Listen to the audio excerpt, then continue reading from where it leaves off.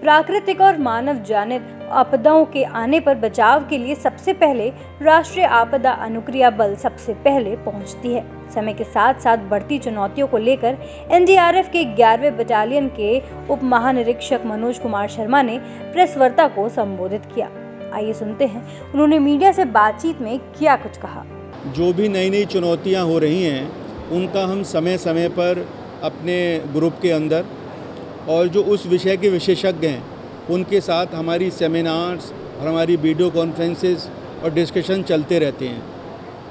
ऐसा नहीं है, जैसे मैंने आपको उदाहरण दिया था ब्रीफिंग में कि घटना बिहार में हुई थी उड़न खटोला पर, रोपवे पर, लेकिन उसका संज्ञान हमने यहाँ लिया, जिससे कि हमने अपने लोगों को विशेष ट्रेनिंग दी और उससे संबंधित अगर कुछ इक्विपमेंट हमारे पास कम थे तो हमने वो भी हासिल किए और वहाँ पर जो कार्यदायी संस्थाएं हैं उनसे संपर्क करके उनके लोगों को भी शामिल किया और हमने अपना भी मॉक ड्रिल किया, जिससे कि हमारे लोगों में भी आत्मविश्वास बढ़ जाए और उनको भी वहाँ पर क्या ग्राउंड कंडीशन है, किस तरीके का है, वो सारी चीज़ें।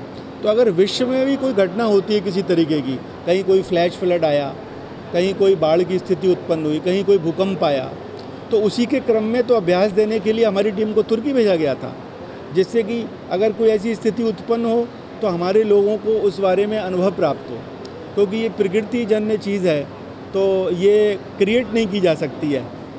तो अगर ऐसा अवसर आएगा तो हमारे लोग जाते हैं और उससे संबंधित जो समय समय पर ट्रेनिंग है उस पर हम बहुत ज़्यादा बल देते हैं। देखिए, इसके विषय में काफ़ी एक लंबा कोर्स होता है और हमारे जो यहाँ के ट्रेनर्स हैं वो डिपार्टमेंट ऑफ एटॉमिक एनर्जी और जहाँ जहाँ पर हमारे नेशनल राष्ट्रीय स्तर के जो पावर प्लांट्स वगैरह हैं वहाँ का भी भ्रमण करते हैं और जो उस विषय में प्रमुख संस्थान होते हैं, जैसे केमिकल इमरजेंसीज़ है तो department of chemical and fertilizers है, तो उनके पास अपने अपने एक्सपर्ट्स होते हैं।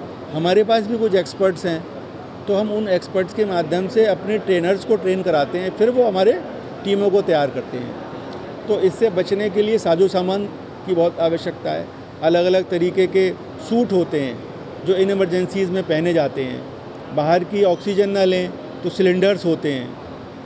तो ये बहुत विशेष क्षेत्र है, कभी समय होगा तो इस विषय में भी आपको डिटेल से बताया जाएगा। हमारी पूरी तैयारी है, हमारी सारी अधिक से अधिक मैन पावर उपलब्ध है, हमारे सारे इक्विपमेंट चालू स्थिति में हैं और हम उसका मॉक अभ्यास कर रहे हैं और कि बाढ़ के पानी में हम नावों को कैसे चलाएं। तो आप देखते होंगे घाटों पर हमारी बोट चलती है, हमारे लोग उसमें जाकर अभ्यास करते हैं। कई बार इंजन बंद करके भी अभ्यास करते हैं कि अगर कोई ऐसी घटना हो गई कि हमारा इंजन ना चला तो चप्पुओं से हम उसको कैसे नेगोशिएट करें। तो सारी की सारी चीज़ें हम बहुत ही बारीकी से देख रहे हैं और हम अपने साथ जो और संस्थाएँ हैं जो इन कामों में हमारा हाथ बटाती हैं, हम उनको भी साथ लेकर चल रहे हैं। दुनिया भर में प्राकृतिक आपदाओं के साथ साथ मानव जनित आपदा जैसे रेडियोधर्मी, बायोलॉजिकल और केमिकल का खतरा बढ़ता जा रहा है। इन सब चुनौतियों का सामना करने के लिए एनडीआरएफ के जवान प्रशिक्षित होने के साथ साथ आधुनिक मशीनों के मानव जीवन की रक्षा भी कर रहे हैं। मानव जनित आपदाओं से सामने करने से पहले रेडियोलॉजिकल, बायोलॉजिकल और केमिकल इंजीनियरिंग के राष्ट्रीयकृत संस्थानों से प्रशिक्षित भी होते हैं।